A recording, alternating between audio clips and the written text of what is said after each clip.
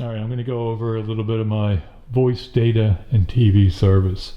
I currently have Fios from Verizon.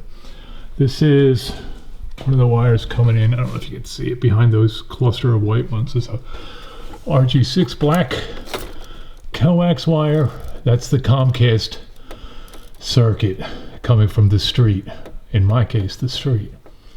I'm not using that. That's up there.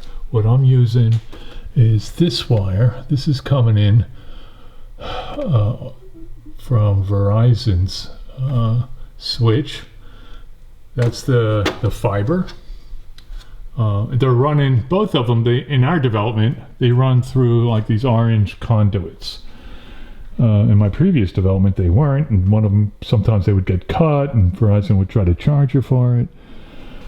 Okay, so that's the service coming in from Verizon, and then behind here they splice it. This is the fiber, right? So that's the fiber connection, right? Up top is the power, and it might actually be battery. I didn't know that until just a little while ago, and that blue button is a reset button, so you don't have to unplug and plug it in if you ever had to reset it. You shouldn't have to. Just reboot your router probably. This is the power coming from this brick.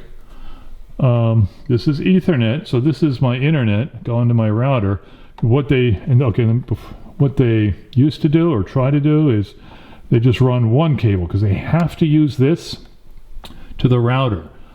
They call that a MoCA connection. It's coax, but it has to run to the Verizon router. At least it used to. I don't know if they currently still do. I'm pretty sure they do for their multi-room DVR. So they just try to use that to run your internet over that also. But so when I made the appointment from the com, I said, hey, I want you to run Ethernet. Let your person installer know. So he had to enable Ethernet in here, and then terminate this and run another cable over to my router, it was the router down there on that metal rack. So it was more work for them, but yeah, this is more stable for data. This is okay, but it was MoCA 2.0, and now they're up to 2.5. So, and MoCA is an acronym. I forget what it stands for, but it's a standard where you could do data over that coax line. So if you wanted to, well, like for multi-room DVR, for example, I had a set-top box, right, a cable box here for my TV in the family room. I used RF, radio frequency remote, to communicate with that stuff over there. That's old school. You can use Wi-Fi now. There's actually a really good place about 15 minutes south of us. I think it's Surround Sound or Sounds. I forget what they're called. I'm not going to tell you what town they're in because I don't want to. Trying to protect our anonymity for people on the public internet who might view this. So, but anyway, they're across from the Starbucks near the mall. So, and they could hook you up with a nice like wireless setup. So you could have your TV in a room. You could have all of your gear in a closet, behind a wall, down below, like I do. And then it's nice and clean, and there's nothing. I have the TV on the wall, and then sound bar. Anyway, so there's very little clutter in that room. So where was I? Oh, okay, MoCA. So when they run data over coax, over this copper and cable, and the braided wiring, it has limitations. Like MoCA 2.0 might choke if you have a household running streaming videos or something like that, right? And so if you got this running and you're feeling some sort of issues because the test, when Verizon's test is going to be like from their router, so it should get you from the other side of this, right, the router, to their speed test site. So that should give you a good idea. You should be up over 850 if you have like the 1 gig circuit. Preferably over 900, but 800, 850 is good for streaming. if you have like a 300 to 500 megabit per second circuit, and it's only you, or you're really not, the household isn't doing that much, you should be fine. That might be more of a Comcast type of speed, but anyway, so with multi-room DVR, they use MoCA, right? So that means that I can record stuff on my DVR in a bedroom and watch it in the family room on a different floor, and vice versa. And that information is being broadcast over MoCA protocol, over the coax, from one set-top box to the other.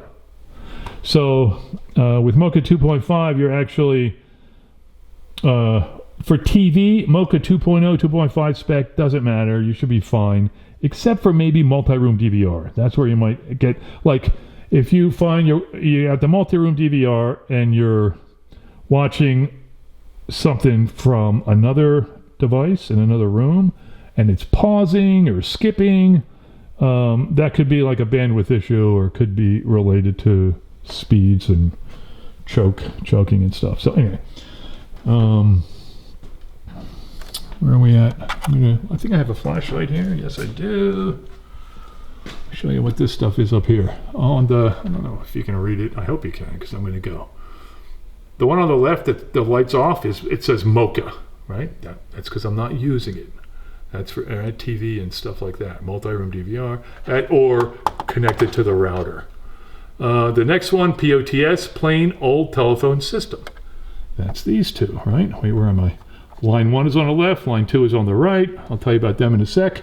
I don't want to drain my battery on my phone here. Wait, is that working? What's next? MG something T, management interface. So that would be blinking if they're connected remotely, the support is trying to resolve an issue, or they're updating your set-top box, the firmware on that, or the router. The next one is NTWK. That's network. So that's your connectivity from here out, right, to Verizon. If that's off, you obviously don't have a connection. The next one is data. That's your connection in here, or actually traveling through here, from inside the network out. So if it's blinking, that means somebody is surfing the internet or something. The next one is VID, video. I'm not using that, just like I'm not using MoCA. That's for TV. And that next one, you want it to be off. Wait a second. The next one you want to be off, it's fail. It'll probably be red if it's not working. The next one is BAT for battery, which I didn't realize. Let me turn this light off. Okay. I didn't even realize they had batteries in these. So considering that this is the power coming up to there, part of this must be the battery. And it wouldn't last too long, but it's good for a couple of minutes probably. And the next one was power. So those are the lights on this terminal. Now the old ONTs, this is called ONT, optical network terminal. They used to mount them outside because back in the day, the DMARC, or the box for old phone systems, was on the outside, and then the phone company was responsible to the box, and we were responsible for anything, consumers were responsible for anything from that box into the house, right? Like the wiring, the jacks, whatever. And they were mounting these outside because then they wouldn't need to rely on the homeowner or the renter or whoever to be home to troubleshoot, to come in and work on it. But they're better inside. Obviously, the weather's better in here. And they also used to have a battery, which is about this wide and pretty thick. So it was the box was deeper than this. It was a 12-volt battery, and that was for backup power. So they got something tiny in here. It's not going to give you much, but those 12-volt batteries, like some alarm system backbones, might use those. Okay, line 1 and line 2. So on the left here is line 1, right? And then on the right is line 2. And line 1 are those 4 punch-down blocks or whatever they are up top. And line 2 is the 4 on the bottom. And as you can see, there's only one pair coming out of the upper left. the blue wire and the white with the blue stripe. That's line 1. Where's that going? I have no idea. To a jack somewhere that's probably not working anyway, or I don't even know if it's still in the wall. But anyway, it's coming where? Here it is, right here. Goes up, out, and up, and over to the right, and who knows where.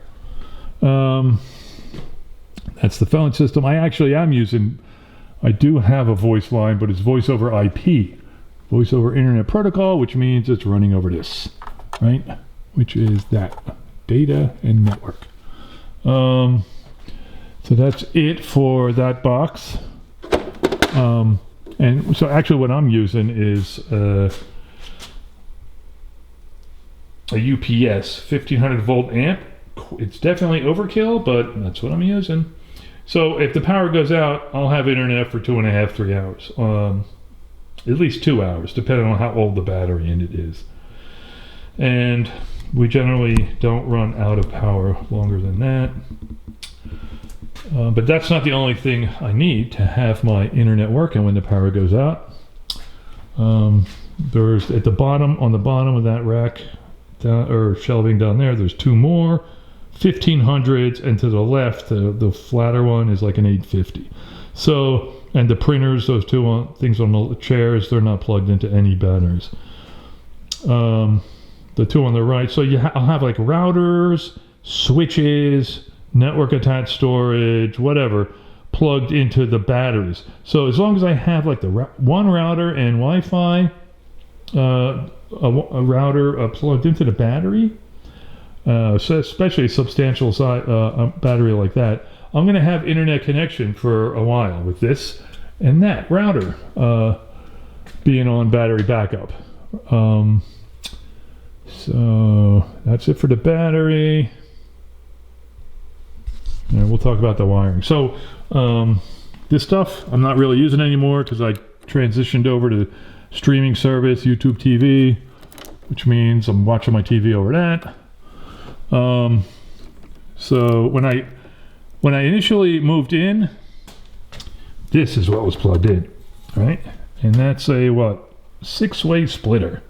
So it fed the one, and then it could come out and feed like 6 different